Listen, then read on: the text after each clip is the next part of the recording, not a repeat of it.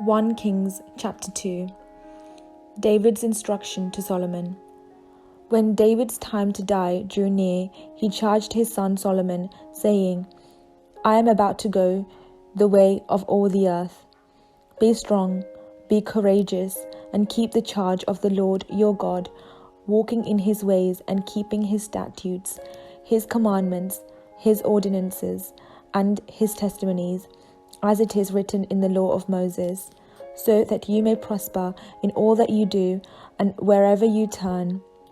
Then the Lord will establish his word that he spoke concerning me.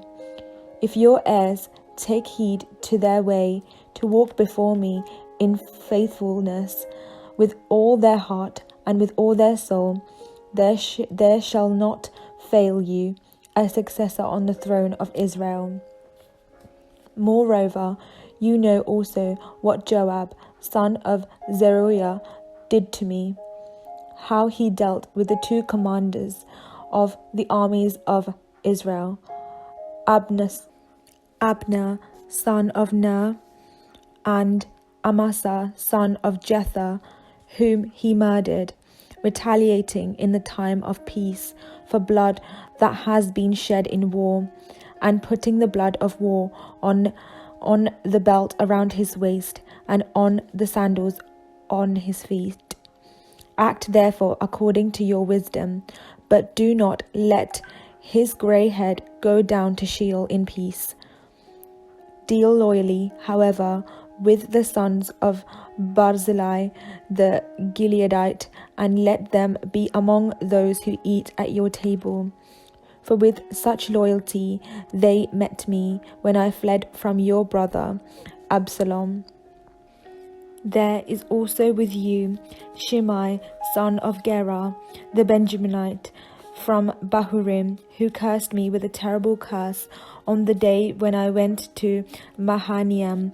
But when he came down to meet me at the Jordan, I swore to him by the Lord, I will not put you to death with the sword. Therefore, do not hold him guiltless, for you are a wise man. You will know what you ought to do to him, and you must bring his grey head down with blood to Sheol. Death of David. Then David slept with his ancestors and was buried in the city of David. The time that David reigned over Israel was 40 years. He reigned 7 years in Hebron and 33 years in Jerusalem. So Solomon sat on the throne of his father David, and his kingdom was firmly established. Solomon consolidates his reign. Then Adonijah, son of Haggith, came to Bathsheba, Solomon's mother. She asked, Do you come peaceably? He said, Peaceably. Then he said, May I have a word with you? She said, Go on. He said, You know that the kingdom was mine, and that all Israel expected me to reign. However, the kingdom has turned about and become my brother's, for it was his from the Lord. And now I have one request to make of you. Do not refuse me. She said to him, Go on. He said, Please ask King Solomon, he will not refuse you, to give me Abishag, the Shunammite, as my wife. Bathsheba said, Very well, I will speak to King on your behalf. So Bathsheba went to King Solomon to speak to him on behalf of Adonijah. The king rose to meet her and bowed down to her. Then he sat on his throne and had a throne brought for the king's mother, and she sat on his right. Then she said, I have one small request to make of you. Do not refuse me. And the king said to her, Make your request, my mother, for I will not refuse you. She said, Let Abishag, the Shunammite, be given to your brother Adonijah as his wife. King Solomon answered his mother, And why do you ask Abishag, the Shunammite, for Adonijah? Ask for him the kingdom as well, for he is my elder brother. Ask not only for him, but also for the priest Abiathar, and for Joab, son of Zeruiah." Then King Solomon swore by the Lord, "So may God do to me, and more also, for Adonijah has deceived this scheme at the risk of his life. Now, therefore, as the Lord lives, who has established me and placed me on the throne of my father David, and who has made me a house in his promised, today Adonijah shall be put to death." So King Solomon sent Benaiah, son of Jehoiada. He struck him down and he died. The king said to the priest Abiathar, "Go to Anathoth, to your estate, for you deserve death. But I will not at this time put you to death, because you carried the ark of the Lord God before my father David, and because you shared in all the hardships my father endured." So Solomon banished Abiathar from being priest to the Lord, thus fulfilling the word of the Lord that has spoken concerning the house of Eli in Shiloh. When the news came to Joab, for Joab had supported Adonijah, though he had not supported Absalom, Joab fled to the tent of the Lord and grasped the horns of the altar. When it was told King Solomon, "Joab has fled to the tent of the Lord and now is beside the altar," Solomon sent Benaiah, son of Jehoiada, saying, "Go strike him down."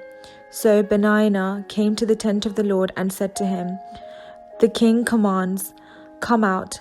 But he said, "No, I will die here." Then Benaiah brought the king word again, saying, "Thus said Joab, and thus he answered me." The king replied to him, "Do as he has said, strike him down and bury him, and thus take away from me and from my father's house the guilt for the blood that Joab shed without cause.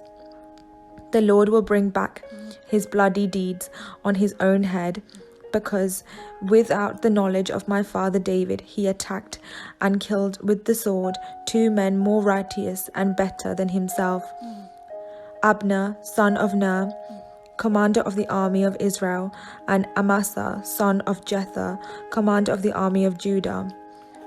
So shall their blood come back on the head of Joab and on the head of his descendants forever. But to David and to his descendants, and to his house, and to his throne, there shall be peace from the Lord forevermore." Then Benaiah, son of Jehoiada, went up and struck him down and killed him, and he was buried at his own house near the wilderness.